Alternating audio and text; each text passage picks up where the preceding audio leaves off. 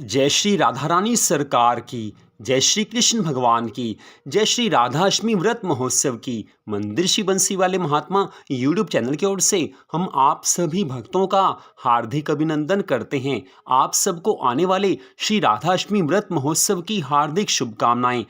आज की इस विशेष वीडियो में हम आपको श्री राधाष्टमी व्रत से संबंधित बड़ी विशेष जानकारी देने जा रहे हैं। काफ़ी लोग श्री राधाष्टमी का व्रत रखते हैं, श्री राधा रानी की कृपा को प्राप्त करते हैं, लेकिन श्री राधाष्टमी का व्रत रखने वाले भक्तों के मन में कई बार ये प्रश्न आता है कि क्या श्री राधाष्टमी व्रत के दिन श्री राधा जी के लिए हम केक लेकर आ सकते हैं, उनको केक का भोग लगा सकते हैं या नहीं लगा सकते। श्री राधाष्टमी व्रत के दिन केक काटा जा सकता है या नहीं काटा जा सकता।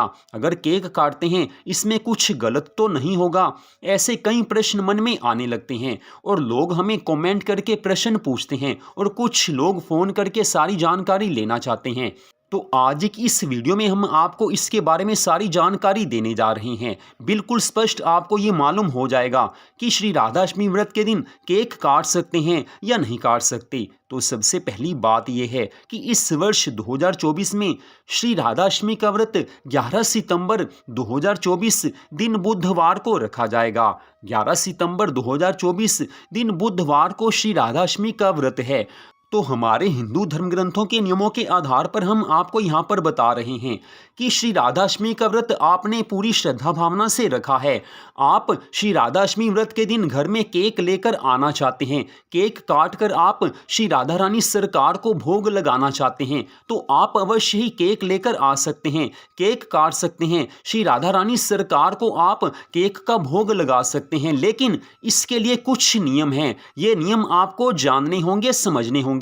अगर आप इन नियमों का पालन करते हैं तो आप अवश्य ही श्री राधा रानी सरकार को केक का भोग लगा सकते हैं। तो सबसे पहली बात यह है कि आप बाजार से जो भी केक श्री राधा रानी सरकार के लिए लेकर आते हैं, किशोरी जी के लिए लेकर आते हैं, उस केक में अंडा बिल्कुल भी नहीं होना चाहिए। वो केक एगलेस होना चाहिए। जहाँ से भी आप केक खरीदने जाते हैं उन्हें आप साफ कह दीजिए कि बिना अंडे वाला केक चाहिए, केक में अंडा बिल्कुल भी नहीं होना चाहिए। तो आपने एगलेस बिना अंडे वाला केक लेकर आना है। ये तो हुआ पहला नियम।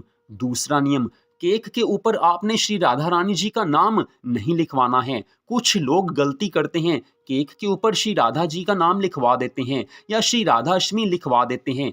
आपने केक के ऊपर कुछ भी नहीं लिखवाना है। इसका कारण ये है कि जब आप केक के ऊपर नाम लिखवा लेते हैं तो उस केक को काट दिया जाता है, तो भगवान का नाम कभी काटा नहीं जाता है, ये पाप कर्म माना जाता है। इस कारण केक के ऊपर आपने कुछ भी नहीं लिखवाना है। ये तो दूसरा नियम हो गया।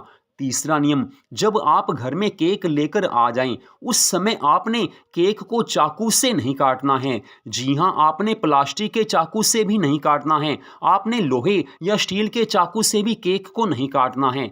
आपने केवल और केवल चम्मच से केक को काटना है और उसी चम्मच से श्री राधा जी को आपने केक का भोग लगवाना है। इस बात को आप ध्यान में जरूर रखें कि आपने केक को चाकू से नहीं काटना है, चाकू का प्रयोग आपने बिल्कुल भी नहीं करना है। ये तो तीसरा विशेष नियम हो गया। अब चौथा और विशेष जो नियम है वो ये है कि जब आप बाजार से श्री राधा जी के लिए केक लेकर आ गए हैं, उस समय जब आप केक का भोग लगाने लगें, आपने कोई भी मोमबत्ती नहीं जलानी है। जी हाँ, कोई भी मोमबत्ती आपने इस समय नहीं जलानी है और ना ही बुझानी है। जब जलानी ही नहीं है तो बुझाई भी नहीं जा सकती है। आपने इस समय क्या करना है, आपने एक दीपक श्री राधा जी के चित्र के सामने जला देना है। अगर आपके घर में श्री राधा जी की प्रतिमा है, उनकी मूर्ति है, उनका विग्रह है, तो आप उनके सामने एक दीपक जला दीजिए। लेकिन दीपक जलाना है, बुझाना उसे भी नहीं है,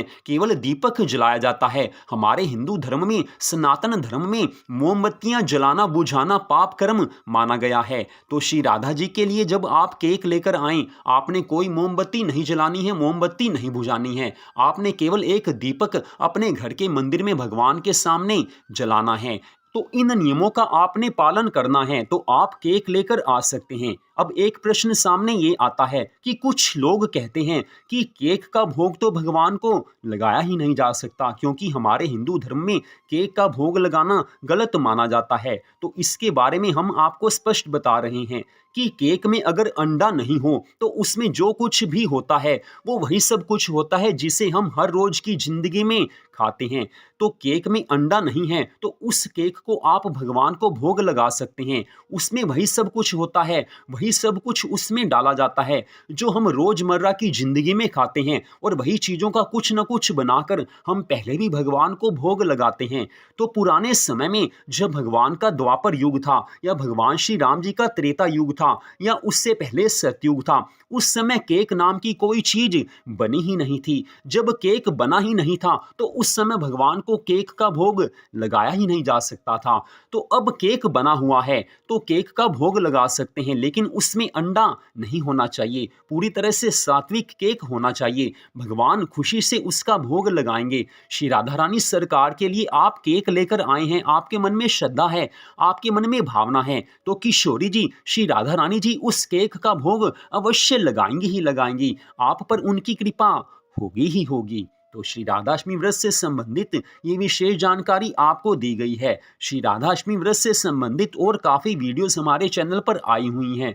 श्री राधाष्टमी का व्रत कैसे रखना है, श्री राधाष्टमी का व्रत दोपहर 12 बजे ही क्यों खुल जाता है, ऐसी ऐसी विशेष जानकारी वाली वीडियो आपको हमारे चैनल पर मिल जाएंगी। उन सभी वीडियो को आप जरूर देखिए, आपको बड़ी विशेष जानकारी मिलेगी। आपके मन में श्री राधाष्टमी व्रत से संबंधित कोई भी प्रश्न हो तो आप हमें फ़ोन करके जानकारी ले सकते हैं। हमारा मोबाइल नंबर आप सामने मोबाइल की स्क्रीन पर देख सकते हैं। तो आज की इस विशेष वीडियो को आपने देखा, आप सबका हार्दिक धन्यवाद। आप सबको आने वाले श्री राधाष्टमी व्रत की हार्दिक शुभकामनाएं। श्री राधा रानी सरकार की, भगवान श्री कृष्ण जी की अनंत कृपा सदा आप सब पर, आपके परिवार पर बनी रही, इसी मंगल कामना के साथ जय श्री राधा रानी सरकार की, जय श्री कृष्ण भगवान की, जय श्री राधाष्टमी व्रत महोत्सव की। जय जय श्री राधे, जय जय श्री राधे, जय जय श्री राधे श्याम।